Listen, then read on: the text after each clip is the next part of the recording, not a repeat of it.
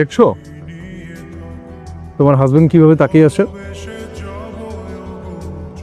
মনে হচ্ছে তো রাগ করতেছে। আরে না না, রাগ করবে কেন? উনি তো আমাকে এখানে নিয়ে আসলো তোমার সাথে কথা বলার জন্য। পৃথিবীর সবচেয়ে অসহায় স্বামী যে কিনা তার নিজের বউকে তার বয়ফ্রেন্ডের সাথে ডেটে নিয়ে আসে। এইভাবে বলছো কেন? লোকটা আসলে অনেক ভালো মানুষ, তা না হলে নিয়ে আসতো বলো।